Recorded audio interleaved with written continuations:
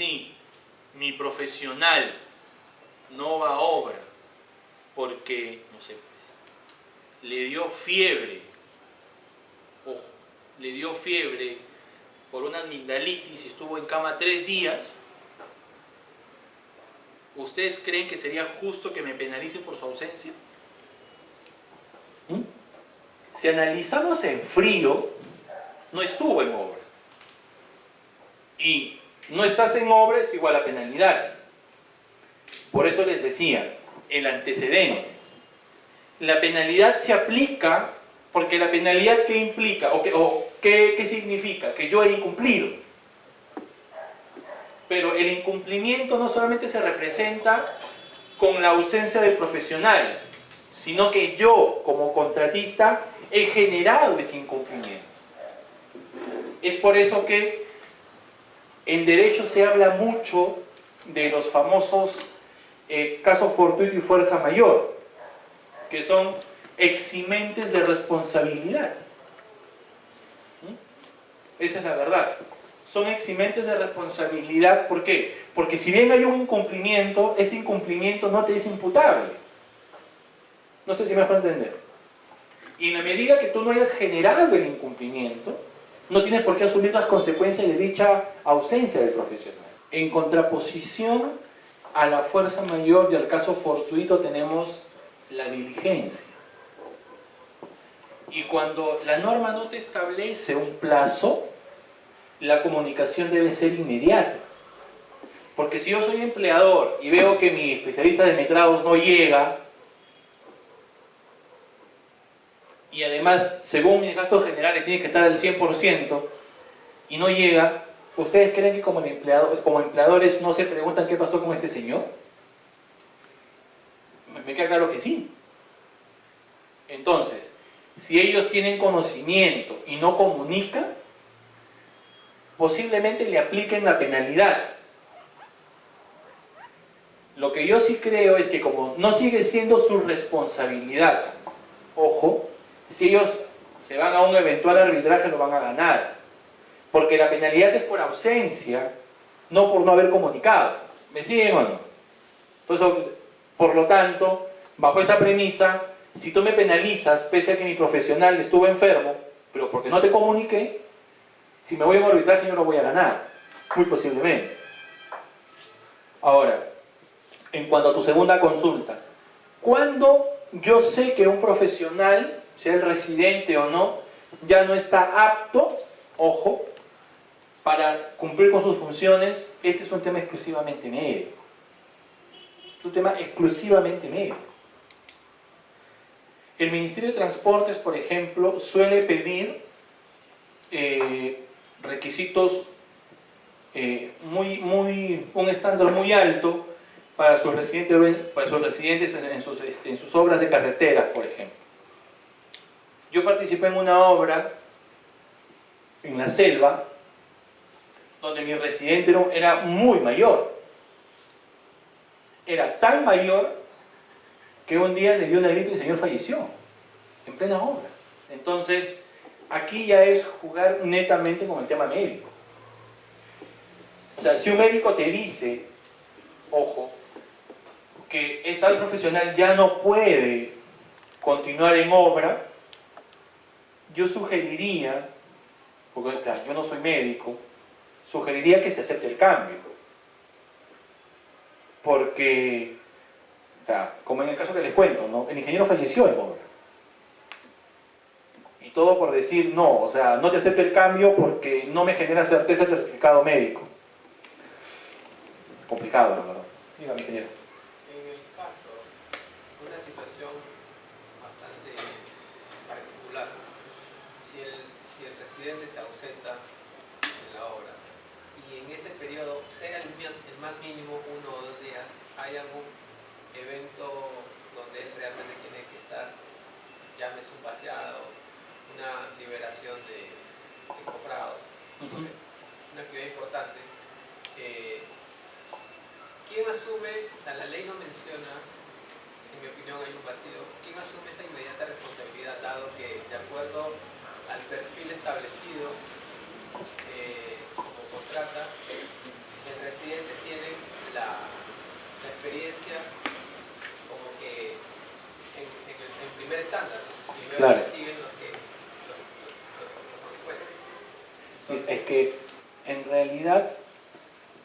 solo debería ser él. Sin embargo, como les decía, yo creo que esta ley de permanencia yo creo que es hasta inconstitucional. A tu pregunta puntual debería ser él. Y además la ley establece lo siguiente, mira.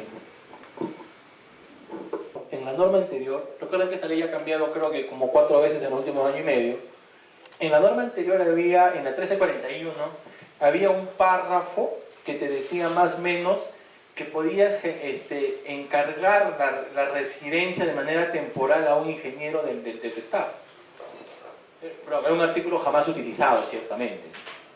Pero en principio de impunidad solo puede ser residente.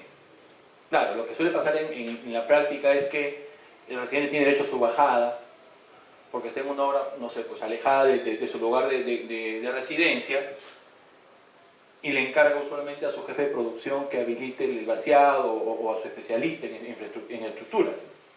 Esa es la verdad. Dime. Hay una obra en Trujillo, ¿Ya? estaba comentando con el ingeniero en la cual el residente había faltado 3 días y la Contraloría había llegado con las referencias de obra de Trujillo. Y el hecho de que no haya estado el residente, automáticamente dijeron penalidad. Aplique penalidad, pero ella dijo, no, la verdad que yo voy a consultar, quizás tuvo como diciendo, estaba enfermo, se sabe, ¿no? Claro. Y la Contraloría fue directo y me dijo, yo estoy viniendo un día, hemos estado evaluando y dice son 3 días. Aplique, señorita, su penalidad. O sea, ellos van con la penalidad. Sí, por eso les decía que tiene miedo a la Contraloría. A ver. Yo quisiera agregar algo, ¿no? Y una pregunta que quería terminarlo con la consulta anterior, era de que si bien usted había dicho que si nos vamos a un tema de arbitraje, el contratista ganaría porque no es por incumplimiento, o sea, claro, se formó. Ganaría por comunicación. No es imputable, esa es la palabra correcta. Por un tema de comunicación, pero no me parece de manera personal que pueden pasar 5 o 6 días y como ellos están obligados a comunicarnos, tampoco sepamos qué pasó al contratista. No, obviamente ahí está el tema de, como te decía al inicio, un tema de diligencia. Necesariamente deben comunicar. Si ellos no comunican, se puede solicitar en todo caso. ¿Sabes cuál es el tema? ¿Cuál vendría a ser Mira, en la práctica, ¿qué suele pasar? ¿Ya? En la práctica suele pasar lo siguiente. No va el residente. 3 días. Dejan constancia en el cuaderno de obra y en el informe que emite el supervisor de la valorización propone la penalidad y le terminan descontando en la valorización la ausencia del profesional. Y como usualmente los montos no son muy altos, porque en realidad, no sé, faltó 5 días, son 4.000 soles, son 20.000 soles, el arbitraje te va a salir mucho más caro, lo terminan asumiendo dentro de su costo y terminas aplicando la penalidad. Eso es lo que termina pasando. O sea, en la práctica terminas aceptando la penalidad como contratista. Pero acá tiene un tema muy particular, pues, y es que a diferencia de las demás figuras en la ejecución del contrato, como por ejemplo la ampliación de plazo, resolución, que tienen un plazo de caducidad para reclamarlo, las penalidades no tienen un plazo de caducidad. Entonces, lo que puede hacer el contratista eventualmente es patear el tema hasta la liquidación de la obra y ahí meter la controversia. En caso, o sea, a lo que voy es, te observan tu liquidación, va a arbitraje y adicionalmente pones el tema de la penalidad. Diciendo, ¿sabes qué? Me han aplicado mal la penalidad, mi profesional estuvo enfermo, aquí está. ¿Y este certificado? Claro. Pero como certificado en su momento, ¿no? Claro, con la fecha pero él lo puede presentar después. Claro. Y es válido. Sería válido porque no hay un plazo de caducidad para no ir muy lejos. A ver, esta ley de contrataciones con el Estado, yo les mencionaba al inicio, es vertical, ¿no? Y es así. Sin embargo, como no todo puede ser a favor de la entidad, se ha establecido la obligación de ir al arbitraje y a la Junta de Resolución de Disputas como solución técnica, pero todavía no es obligatorio, recién a partir del próximo año. Pero lo que voy es, Si la entidad me resuelve el contrato, no me paga, me deniega mis ampliaciones de plazo, no absorbe mis consultas y eso me impacta en mi ruta crítica y en mi plazo, entonces ese tipo de controversias no van al Poder Judicial. El único mecanismo de solución de controversias, aparte de la conciliación y la JRD, es el arbitraje. ¿Estamos o no? Pero la ley ha establecido un plazo de caducidad de 30 días. Lo pongo así, para no evitar unos problemas.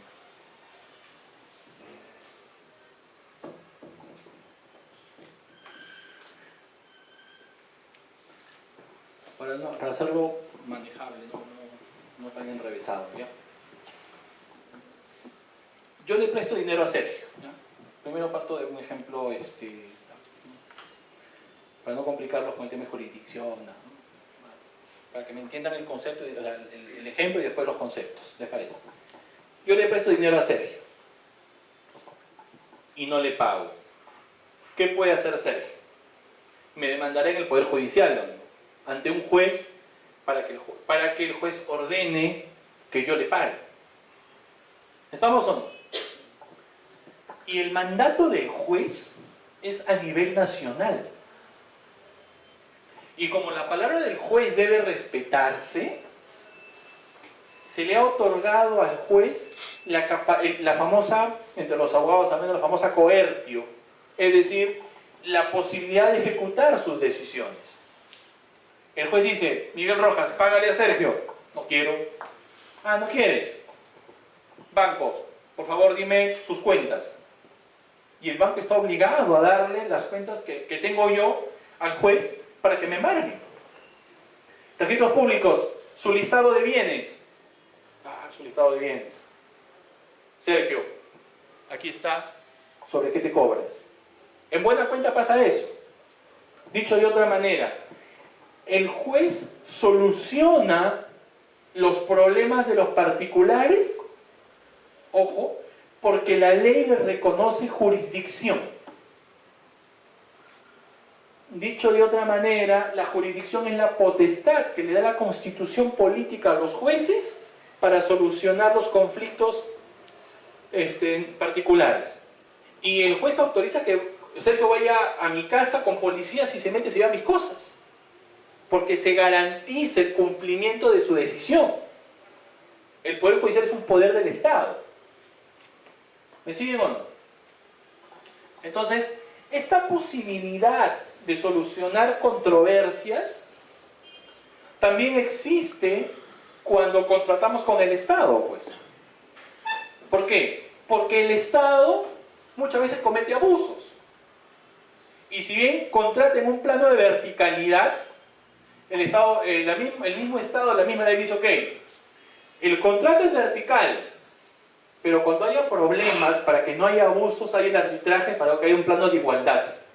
Porque cuando se inicia el arbitraje, o la Junta de Resolución de Disputas incluso, se sientan ahí a discutir sus problemas en un plano de igualdad. ¿Estamos o no? Ahí sí puede reclamar a la entidad donde estés equivocado, y lo que decide el árbitro es jurisdicción. Va a misa si quiere, ya no es cuestionable. ¿Estamos o no? Entonces, el procedimiento de selección, la contratación pública tiene dos grandes etapas, si quiere. El procedimiento de selección, que básicamente los principales son licitación pública y concurso público, y después tenemos la firma del contrato. ¿Estamos o no? En la etapa del procedimiento de selección, yo soluciono mis problemas con el recurso de apelación, ya sea ante el Tribunal de Contrataciones o ya sea ante el titular de la entidad. Acá tengo 8 días, por ejemplo, después de la buena pro. Y claro, como lo que decide OCE o lo que decide el tribunal es una decisión administrativa, yo todavía, si no estoy de acuerdo, puedo ir al Poder Judicial a dejar sin efecto lo que decidan ellos. Poder Judicial. ¿Estamos o no? ¿Hasta acá me están entendiendo o no? ¿Sí? Durante el procedimiento de selección, el mecanismo que tengo yo como postor o como participante es el recurso de apelación, ¿no? Después de la buena prueba. Y este recurso de apelación se interpone ante el titular de la entidad, dependiendo de los montos, o ante el Tribunal de Contrataciones, ¿no? Y lo que ellos deciden, yo todavía puedo reclamarlo en el Poder Judicial. Es decir, esta decisión, nos guste o no, no es definitiva, solo es administrativa. Porque siempre el Poder Judicial, que tiene jurisdicción, acuérdense la palabra, jurisdicción, está por encima de la sede administrativa. El Poder Judicial decide y define finalmente, por esta facultad llamada jurisdicción. Entonces, les decía que en el caso de los contratos con el Estado bajo esta ley, ¿ya? El Estado o la ley ha dicho, ¿sabes qué? No vayas al Poder Judicial, porque demoras mucho. Anda al arbitraje, que es más rápido. Y ha establecido lo siguiente, que el arbitraje, ojo, podrá ser reclamado desde la firma del contrato, miren, ¿no?, hasta el consentimiento de la liquidación final y el pago. O sea, dicho de otra manera, desde acá hasta acá, tú puedes reclamar arbitraje. Si hay un problema después de esto, nuevamente te vas al Poder Judicial. ¿Hasta acá estamos o no? Sin embargo, o más que sin embargo, adicionalmente ha dicho lo siguiente. Este, si quieren, es un plazo genérico, ¿ya?, de caducidad. ¿No? De acá a acá.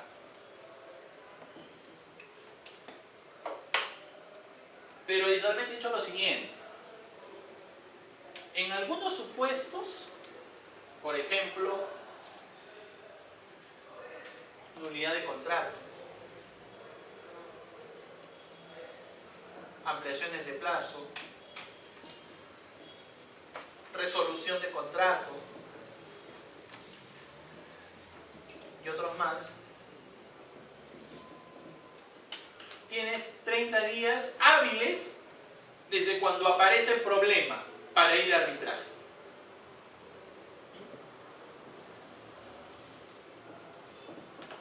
Dicho de otra manera, si mi contrato era de, no sé, pues, de un año,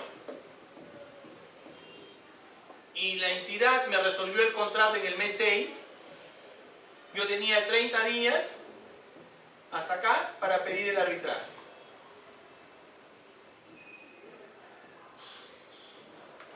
¿Me siguen o no?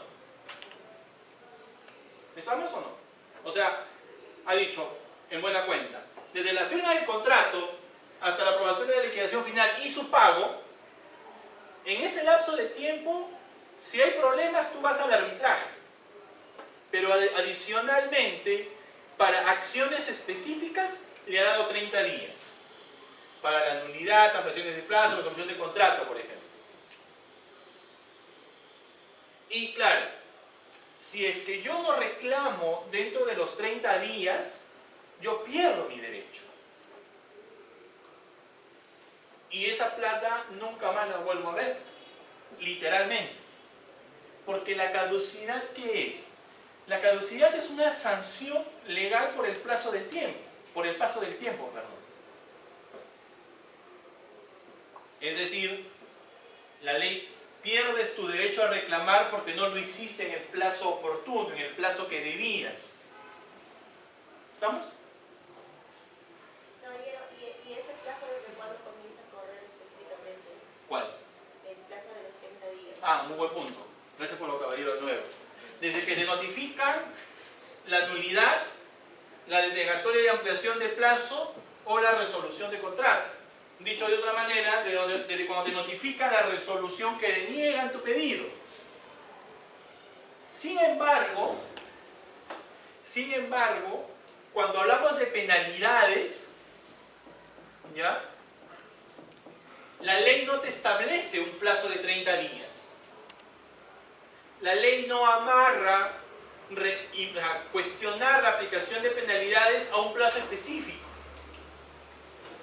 Por lo tanto, como no tienes un plazo específico, puedes pedirla en cualquier etapa. ¿Me siguen o no? Hasta antes de la liquidación y pago. ¿Me entendieron o no? O sea, para algunas acciones la ley te da 30 días. Para otras no te ha dado plazo. Y como no te da plazo, tú dices, ¿en qué plazo puedo reclamarlo? Y la respuesta es, siempre hasta el consentimiento y liquidación final y pago. Que es el plazo tope, el plazo final, porque ahí se terminaría el contrato. Y en el caso puntual, ¿cómo te llamas? Fernando. En el caso puntual de Fernando, la ley te dice, por problemas de pago, también te vas a arbitraje.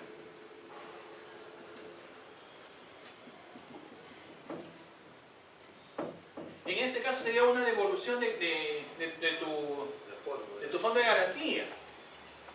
Ya recién se va casi a ejecutar ya para mi pago. Entonces, si te das cuenta, tu controversia está amarrada casi en la parte final del contrato. Pero, Miguel, pero mi pregunta es, ¿corresponde un arbitraje? Yo entendería que sí. Una pregunta antes de responderte. ¿Tu contrato fue aprobado? ¿Hubo saldo a favor? ¿Qué tipo de contrato fue? ¿Fue un obra, servicio, bien? Consultor. Ah, ok. Consultor. ¿Te pagaron? Claro, me dieron el cheque, todo. O sea, todo. ¿Tu cheque fue el que no podías cobrar? Claro, me voy. 10 soles, bloqueaba la cuenta. Disculpa que me ríe. Lo que pasa es que tu problema está acá, si te das cuenta. Y adicionalmente al concepto jurisdicción que les decía, que es un concepto que, pues, más que un concepto, es una facultad que tiene el juez para solucionar los problemas, los jueces y los árbitros. Después aparece también otro concepto vinculado al de jurisdicción, que es el de competencia. Ojo. Competencia, en buena cuenta, es la distribución de la jurisdicción. A ver, me explico, para que no hacerlo muy difícil. En el Perú, todos los jueces tienen jurisdicción, porque le da la ley, la Constitución, pero algunos tienen competencia penal, otros competencia civil, otros competencia constitucional, otros laboral y en general. ¿Me siguen o no? Entonces, competencia en buena cuenta es la forma como se distribuye la jurisdicción. Un juez civil no puede ver temas penales, salvo que sea un mixto. Pasa lo mismo con el arbitraje, pero a diferencia de la jurisdicción judicial, en el arbitraje la competencia la dan las partes. Y en este caso puntual, la ley te dice de manera expresa que problemas de pago, la entidad, si hubiese cumplido, te hubiese pagado. Por eso me da un cheque. Por eso me da un cheque. Pero es que, o sea, Me da un cheque. pero que no vale. Prácticamente es como una estafa, ¿no? Me da un Claro, no, cheque. además ese libramiento indebido es una modalidad de estafa, es un delito. Un delito. Lo que pasa es que la controversia existe porque tú vas al banco y no encuentras fondos. No hay un pago, no hay una retribución. Por lo tanto, la controversia ya existe. Y además porque la ley te ha establecido que debes ir al arbitraje. Por eso te Me decía, han pasado 2 años y recién nuevamente lo he enviado al Poder Judicial para que ejecute ya mi pago. por eso te decía, el problema no ha sido tú, no ha sido tu abogado. Porque ese tema, ¿por qué se va al Poder Judicial? Si la ley de contrataciones es expresa y te dice, ¿sabes qué? Anda al Poder Judicial, pero anda al arbitraje. En principio, tengamos en cuenta lo siguiente, y es que la ley te exige que tú entregues una carta fianza de fiel cumplimiento, correcto. La carta fianza de fiel cumplimiento, ¿qué cautela? ¿Qué garantiza? Garantiza el cumplimiento cabal del contrato. Los abogados dirían la satisfacción del interés del acreedor, ¿no? O sea, suena así, ampuloso suena, pues, lo mismo, cumplir el contrato, eso es. Esta garantía se presenta a ver, la ley te dice puede ser o una carta fianza o una póliza de caución, que es un contrato de seguro.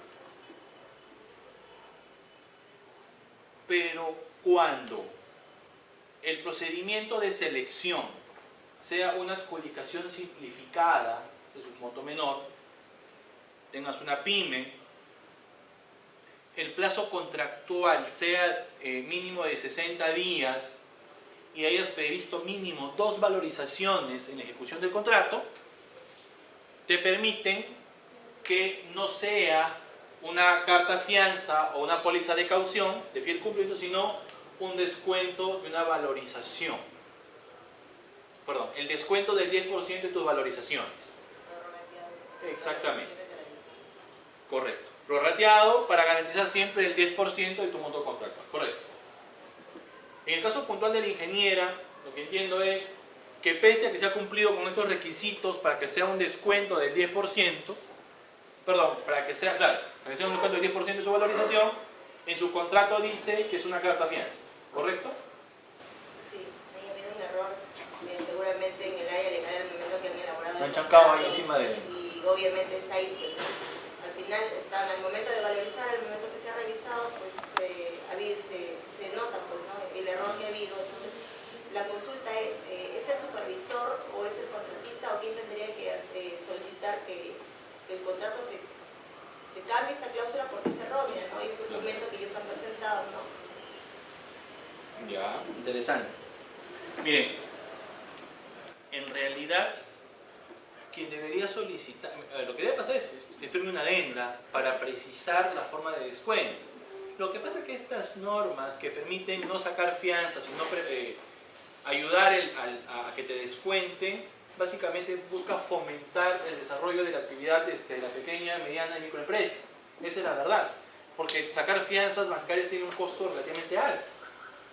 Entonces, además, no todos acceden a una garantía de este tipo.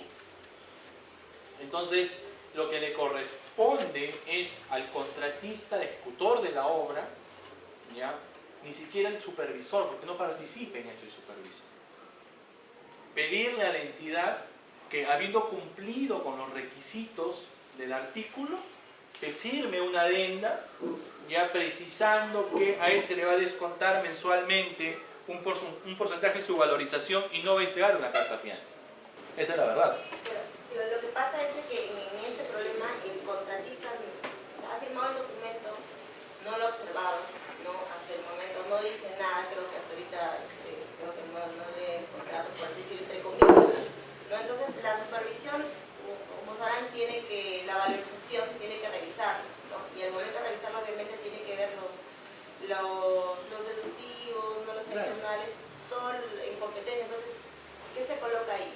Lo que dice el contrato, claro, lo que o pasa lo que es que dice, entonces no se puede pasar la valorización mientras que no hay una claro, carta fiel porque el contrato dice fiel, o esperar esa valorización hasta que se haga la adenda al contrato y hay ese cambio. Por supuesto, lo que pasa es que ten en cuenta algo, que esta posibilidad la norma la llama beneficio. Es un beneficio para él, exactamente. Es un beneficio. Y siendo beneficio, puedes acogerte a él o no. Por lo tanto, si yo soy una pequeña, mediana empresa, y yo digo, no, yo acepto que sea una fianza, es su problema. O sea, firmar el contrato, ellos están diciendo mi solicitud quedó denegada porque yo estoy firmando en el contrato que es una carta. Es que no sé si han presentado una solicitud pidiendo que... Sí, hay una carta. Hay una carta donde ellos solicitan a la entidad apegarse a este beneficio. Claro. Ahora, lo más que a mí me parece un poco alarmante es de que el contrato no es que ellos van a presentar. Solamente el contrato, al momento que ellos firman, ellos colocan que ellos están presentando mediante esa misma carta que ellos están solicitando, pero ellos, o sea, en esa carta número 1 ellos solicitan apegarse a ese beneficio. Sin embargo, en el contrato dice que mediante esa misma carta ellos están entregando a la entidad una carta fianza. No hay un doble problema, ¿no? Porque además tengan en cuenta que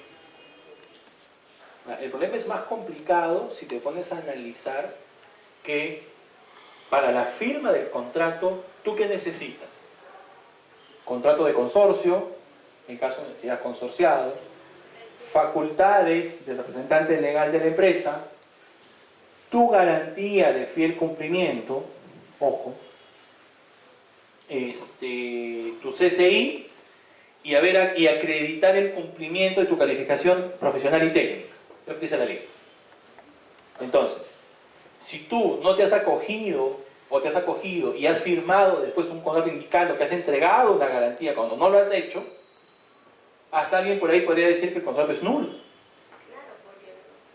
¿Por qué? Porque falta un elemento para su conformación. Yo sugiero, para evitarse problemas, que hagas una adenda y aguantes o pares el pago de la valorización hasta que no se cierre el tema de la adenda. ¿Por qué? Porque si tú no te acoges al beneficio del descuento del 10%, estás obligado a entregar tu garantía para la firma del contrato. Y si no la has entregado, ese contrato nació mal. Por lo tanto, podría ser nulo. Quien debe validar, o sea, hay dos momentos. La firma del contrato, eso vamos a hacer más adelante ya, pero es la firma del contrato o la validez del contrato y la eficacia del contrato. Para la validez del contrato, es decir, para la firma del documento, quien certifica el cumplimiento es la entidad. Lo que certifica la supervisión es ya cuando el pago está en ejecución. Porque acuérdense que yo firmo hoy, pero no quiere decir que yo mañana ya estoy ejecutando. Tiene que cumplir algunas condiciones previas o no. Entonces, más que obligación de la supervisión, yo diría que es obligación de la misma entidad modificar ese documento. Y modificarlo además porque eso va a generar responsabilidades. Creo que lo que iba era también determinar responsabilidades del supervisor al aprobar una valorización. Ah, Tener garantías. buen punto. Ah, Claro, por supuesto. Ahí sí tienes toda la razón, claro. Pero en este caso, para no pasar la versión, se aguanta la versión hasta la adenda, o podría darse caso que en todo caso el supervisor, de todas maneras, de alguna manera para salvaguardar, haga la retención del 10%. Pero si sería, es casi el resultado que yo le comentaba a usted. Entonces, ¿cómo sería? Lo que pasa es que el supervisor no debería aprobar esa valorización. Ese es el problema. Porque no hay carta fianza. Porque no hay fianza. Pero aún así, si que se está reteniendo el 10%. Pero, vamos por partes. Vamos por partes. No se paga porque no hay carta. Ordenémonos, ya mejor. Interesante el tema. Yo entrego hasta 3 garantías, correcto. Para la firma del contrato, yo entrego la garantía de fiel cumplimiento, que se queda en resguardo de la entidad, ¿o no? Cuando se inicia la ejecución de la obra, yo puedo pedir primero el adelanto directo y el adelanto de materiales, ¿no? ¿Estamos o no? Ya está. Estas dos garantías de adelanto de material y adelanto directo, yo las voy amortizando en cada valorización, ¿o no, ingenieros? La de fiel cumplimiento, que también está en potestad, en resguardo de la entidad, esa no se toca. ¿Sí o no? Entonces, bajo esa lógica, lo que hace el supervisor es validar las garantías referidas ¿a qué? Eventualmente a las amortizadas, no a la de fiel cumplimiento. Esa ya no la toca, porque esa está en custodia de la entidad, y quien debió validarla es la entidad. ¿O no, ingeniero? ¿Qué me dice? ¿Cómo te llamas? Heiner. Heiner. ¿Qué me dice Heiner? Bueno, mayormente hay un documento de todo, bueno, la municipalidad tiene un documento que pega en sus oficinas donde detalla los requisitos Claro. de la valorización. Entonces, ninguno que lo firma. Quizás no es un documento legal, pero bueno, es una referencia. No, claro. También, ¿no? Y Pero, o sea, a lo que voy es, dentro, o sea, y a veces lo colocan como parte de esa valorización. que anexe copia de la garantía de fiel cumplimiento. Ah, ok. O sea, para entender... Sí, el caso también que no es Ok. Ok, entonces, para entenderte, como parte de las directivas internas de la municipalidad, te juntas una copia de la carta de fiel cumplimiento, pese a que siga, o sea, pides una copia de la misma carta todos los meses, eventualmente para validar que esté vigente. Entonces, bajo esa lógica no deberías aprobar la valorización, pues, ¿no? O tu informe debería decir, ¿sabes qué? Oye, acá hay un problema. Estos señores se han obligado a presentar una garantía de cumplimiento y han presentado otra cosa, o no tienen ningún tipo de garantía. Es todo un tema, porque también si dice que el contratista se está pegando a ese beneficio, está solicitando ese beneficio, esa valorización debe tener ahí el cálculo del monto que le van a retener. Entonces el supervisor estaría también cumpliendo. No, es que el contrato dice que, a ver, Ellos están entregando la carta. exactamente. Claro, como dice el supervisor, cumple el contrato y el contrato ya especifica esa carga. Está cumpliendo. Exactamente, por lo tanto, Ya O sea, él la también municipalidad está amortiza. validando que ellos sí le han entregado una carta fianza de claro, hay un error porque, o sea, yo pido mi retención y ustedes me dicen que yo le he entregado una fianza. Imagínense. O sea, Lo más correcto es que el supervisor no autorice.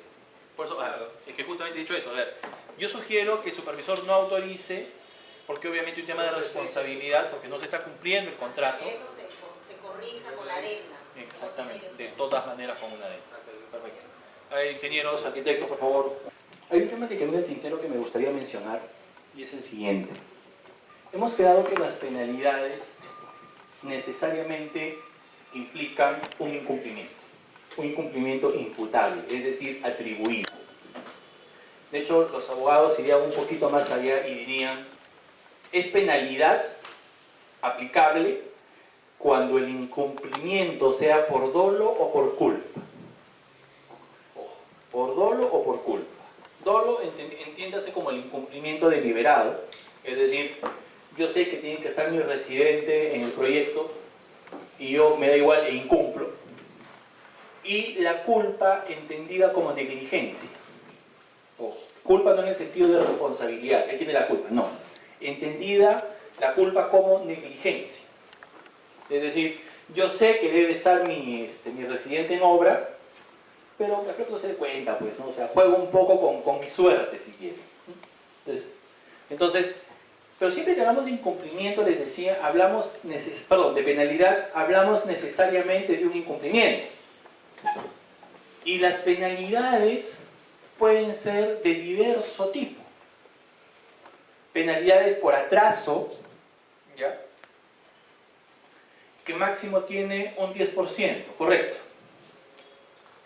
Pero la norma también te dice, por ejemplo, que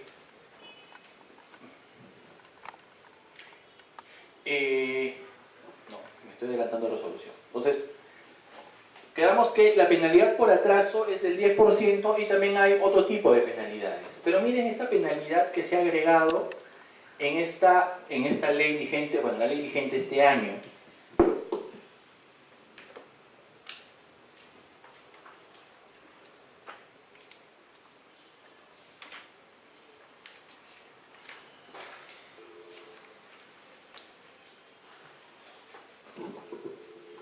De la Biblia, versículo 190. Vamos. Dice algo que ya sabemos. Es responsabilidad del contratista ejecutar su prestación con el plantel profesional ofertado. ¿Hasta ahí? Claro.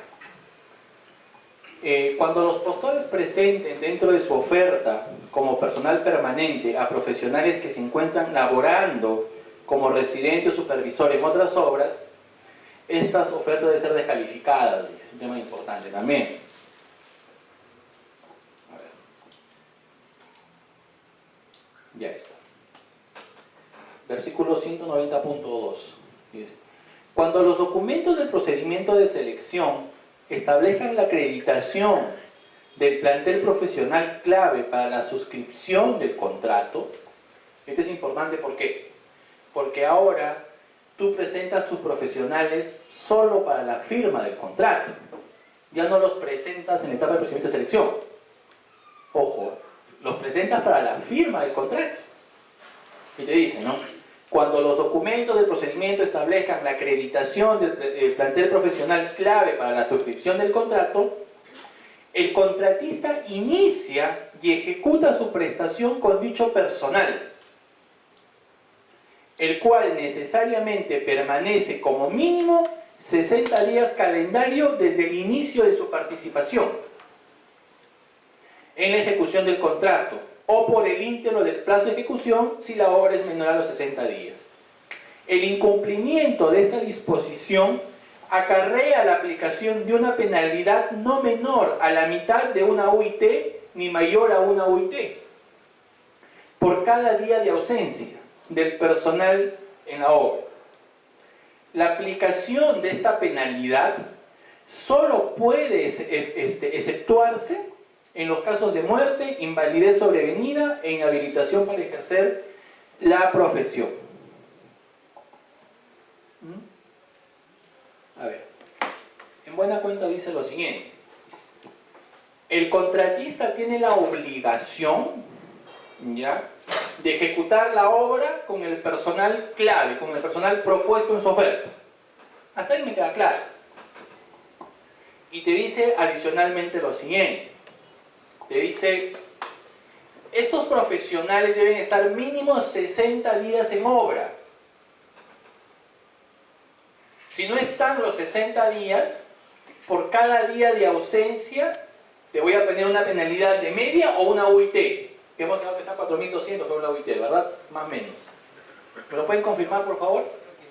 ¿Ah? 4.550. ¿Media o una UIT? Por cada día de ausencia. Y los únicos supuestos, ojo, los únicos supuestos son, o sea, los supuestos de excepción a la aplicación de la penalidad son la muerte, la invalidez o la inhabilitación. Exactamente. Y si ustedes se dan cuenta, de acuerdo a lo que hemos conversado, esa exigencia de la norma trastoca el concepto de incumplimiento y de penalidad. Porque te dice, yo no te aplico penalidad solo si, o sea, perdón, únicamente si tu contractual se muere, queda lo han inhabilitado o tiene invalidez permanente. Pero pensemos en este supuesto. Miren, dicen que la realidad supera la ficción. Hay un dicho famoso entre los abogados que dice: o el derecho se adecúa a la realidad o la realidad prescinde de él. Josserand es un profesor, un jurista francés que comentó el Código Napoleónico de 1804. Miren, pensemos en este ejemplo, para ver un poco lo peligroso que resulta este artículo. Me dice que yo debo presentar mis profesionales a la firma del contrato, correcto. Pero, siendo objetivos, miren, la firma del contrato, perdón, la participación de mis ingenieros contractuales, excepto el residente y el de metrados eventualmente, la mayoría está amarrado a sus gastos generales, ¿o no? Dicho de otra manera, por ejemplo, en una construcción de un hospital, se me ocurre, el sanitario no tiene que estar desde el inicio. El sanitario estará al final. ¿Me siguen o no? Entonces, a ver. ¿Ah? No, bueno, no, está bien, pero a lo que voy es, no necesariamente al inicio en todo caso. Miren, y pasa lo siguiente. En el día 1, y la obra tiene 365 días. Yo en el día 1, para que me entiendan, en el día 1 debo presentar a mi residente que participa al 100%. Correcto. El de metrados que participa igual, al 100%.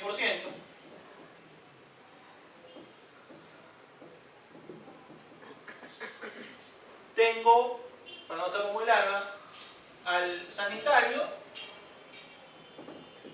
que participa al 50%. ¿Vamos o no? Yo tengo que presentarlo hoy a la firma del contrato. Y en la distribución, ¿no?, el residente estará al 100%, 6 meses. Miren, el de metrados estará al 100%, pero el sanitario recién ingresará a obra acá, a la mitad del proyecto. ¿Me siguen o no? Es decir, 6 meses después de haberse firmado el contrato. ¿Estamos o no? ¿Hasta me entienden o no? Pero a ver, nosotros teníamos un muelle y el ingeniero electricista participaba como que en los 4 meses de mi programación, de la programación, por ejemplo. Entonces, pero quiero que entiendan el ejemplo al menos. O sea, me queda claro que hay un tema de distribución, clarísimo. Entonces, imagínense lo peligroso que es esto. ¿Por qué? Porque según esa norma, todos estos señores deben participar mínimo 60 días en obra. Y yo tengo el problema del sanitario. ¿Por qué? Porque yo lo declaro hoy, día 1, pero él todavía va a trabajar en la obra dentro de 6 meses. Y siendo objetivos, como él no va a tener trabajo efectivo en obra, yo no le voy a pagar. Probablemente este señor tenga otra oferta de trabajo, porque en 6 meses puede ser empleado por otra empresa.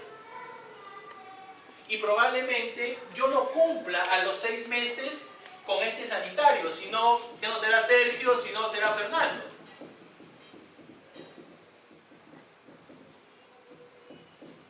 ¿Me siguen o no?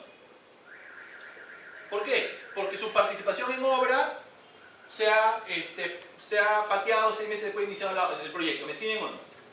Pero cuando yo presente el cambio de Fernando, de Sergio por Fernando, lo que me van a decir es no.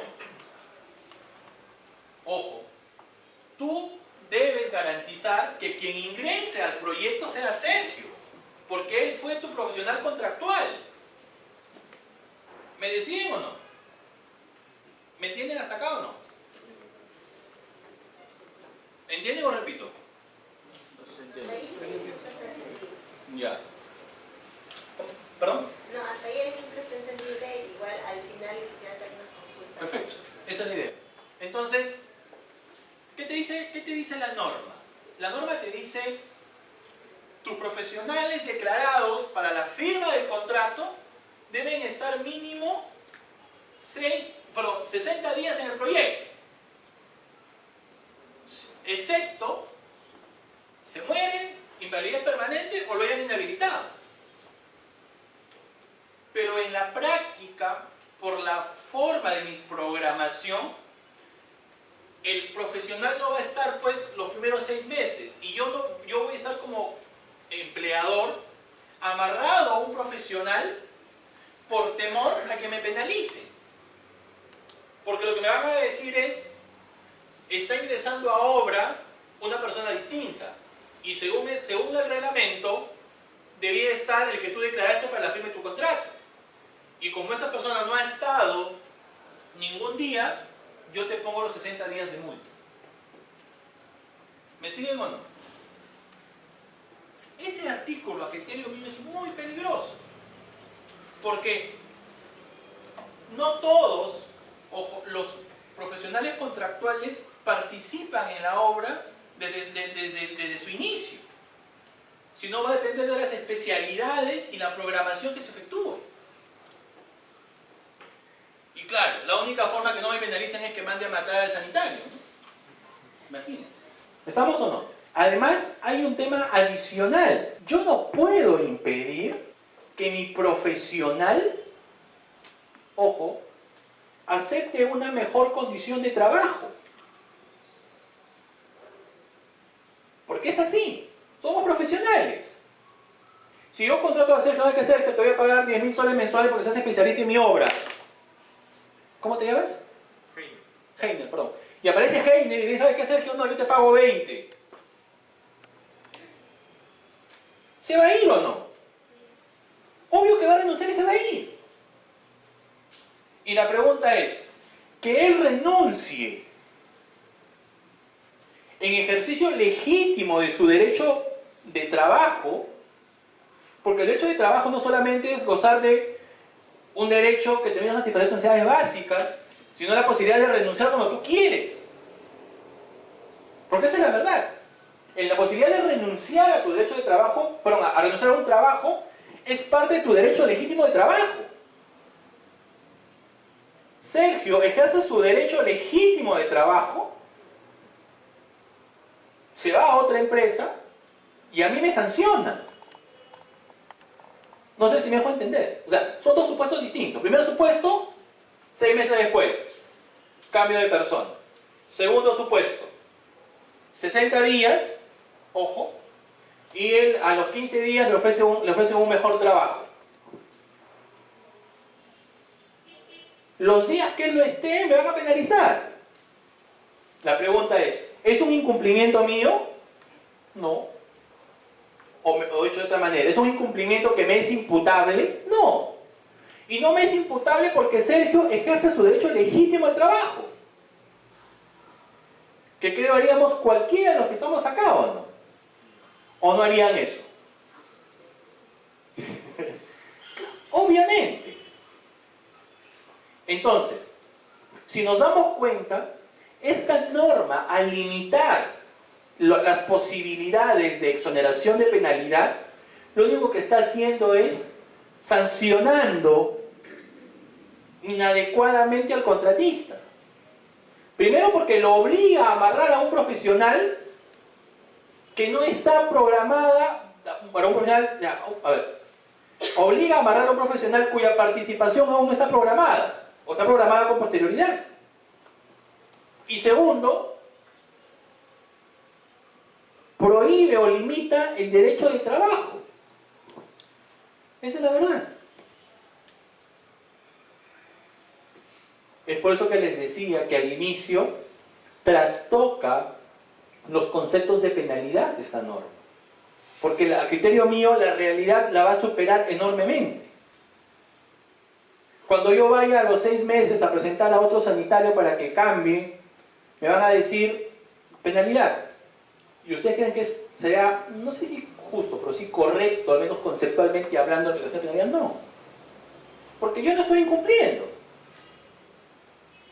¿Qué opción me deja como contratista? ¿Ah?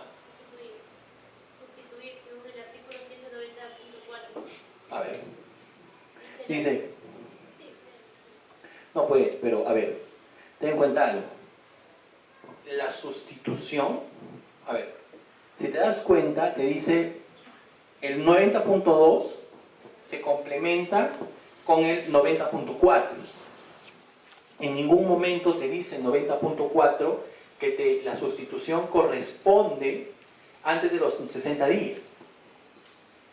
Pero supongamos que en el caso el sanitario salga en el 4.º mes, ¿no? Ya. Obviamente que no es responsabilidad del contratista, sino es del sanitario. Es que justamente por eso, porque si te das cuenta, la norma te dice solo te exonero de penalidad en 3 casos. Solo te exonero por muerte, invalidez o inhabilitación. Pero en ese caso el contratista no debe de reemplazar a uno que cumpla con las características durante el proceso de selección, porque ya la obra ya está ganada, ya están ya por el 6.º mes. ¿Puede ser esa ocasión o no? A ver, me queda claro que va a pedir una sustitución. Claro, Por supuesto. para que no haya la penalidad por lo que No, es que, a ver, ten en cuenta algo, que el hecho de que yo pida o no, ya, la sustitución, según cómo está redactada la ley, no te exonera de la penalidad. Porque lo que te dice es, repito, a ver, lo leo nuevamente, ¿te parece? Te dice,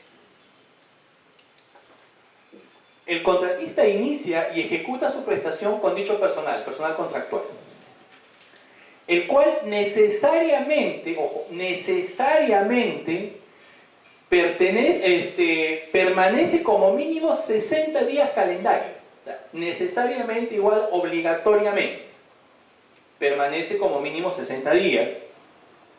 El incumplimiento de esta disposición acarrea la aplicación de una penalidad. La aplicación de esta penalidad solo puede efectuarse por muerte, invalidez e inhabilitación.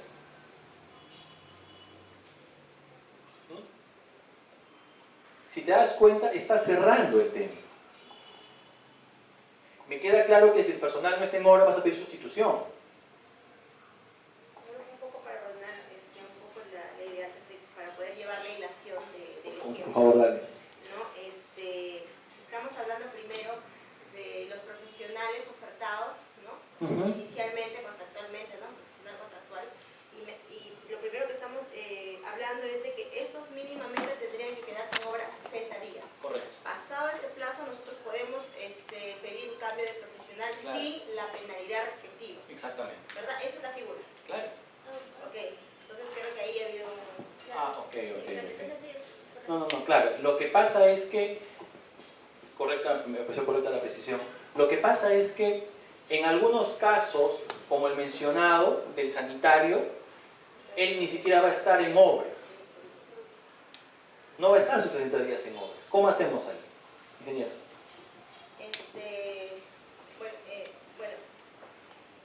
Lo que usted dice, tomando una precisión personal, obviamente mía, dado que la norma también es una norma que también tiene a la interpretación también de cada uno, ¿no? de cómo lo puede interpretar. A mí me queda claro que la norma efectivamente a mí me dice que los profesionales con los cuales ha ganado la contratista, pues no ha ofertado, tienen que estar mínimo los 60 días. Y de manera necesaria, igual obligatoria. Ajá, necesaria, obligatoria, ¿no? Salvo, obviamente, lo que usted ya mencionó, muerte, calidad permanente, o Me sale más barato mandarle la moto, literal. Claro, ahora, a pesar de ello, en el contrato podría yo especificar cuál va a ser el tiempo que va a tener cada profesional, ¿no? Teniendo en consideración esa norma, o no se puede. En el contrato colocar de manera puntual, por ejemplo, para este tipo de casos. Lo que pasa es que, a ver, ¿Puede o no? En principio, yo te diría que no. ¿Ya? Y te diría que no porque, por un tema netamente legal. Existen dos grandes tipos de normas. Las normas dispositivas y las normas imperativas. Si te das cuenta, esta norma ha tratado de ser categórica. Porque dice necesariamente. Y cuando la norma alude a algo necesario, alude usualmente a un tema obligatorio.